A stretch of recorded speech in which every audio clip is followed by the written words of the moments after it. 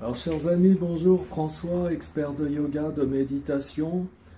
Donc je voulais vous parler aujourd'hui de la quatrième règle que je vous propose. Donc c'est une recommandation. C'est quand vous venez à votre cours hebdomadaire de Hatha Yoga, c'est d'observer le silence. Alors avant de rentrer dans la salle elle-même, vous pouvez vous préparer mentalement et vous dire que vous allez passer vraiment du monde extérieur vers le monde intérieur, puisque le yoga c'est l'union. Idéalement, si vraiment on prétend pratiquer le yoga, bon, on pourrait aller un peu plus loin, je pourrais même dire que ça ne se pratique pas le yoga. Mais si vraiment on prétend être un pratiquant de yoga, alors notre but c'est censé être l'union de l'âme individuelle avec l'âme universelle.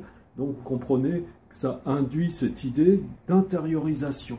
Et pour s'intérioriser, eh bien, on doit se recueillir, on doit observer le silence. Donc se préparer à observer le silence.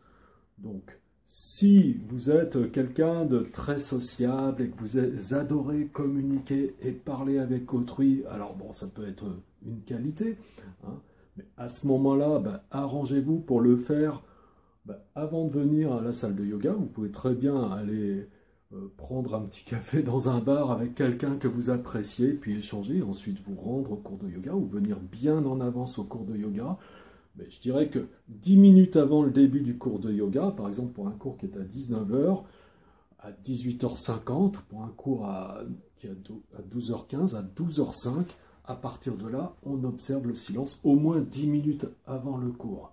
Il y a aussi des personnes qui, elles, se placent tout de suite en observation, en intériorisation. Et quand ces gens-là sont là, et puis sont bien tranquilles, déjà en silence, tournés vers l'intérieur, et qu'à côté il y a des gens qui discutent, bon, ça ne les respecte pas trop, hein, ils cherchent à s'intérioriser, et bon, il y a beaucoup de bruit autour, donc ils peuvent être sensibles aussi au fait que des gens parlent trop fort autour d'eux.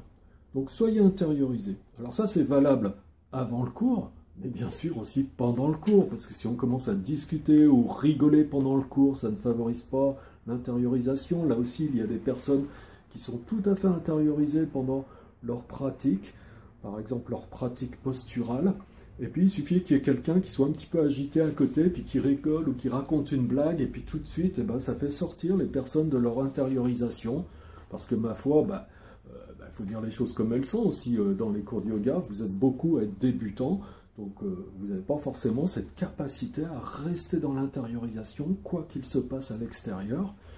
Et ma foi, ça on ne peut pas le reprocher à qui que ce soit, hein, mais simplement, bon, charge à chacun effectivement de respecter le silence pour ne pas perturber l'intériorisation de chacun. Comme ça.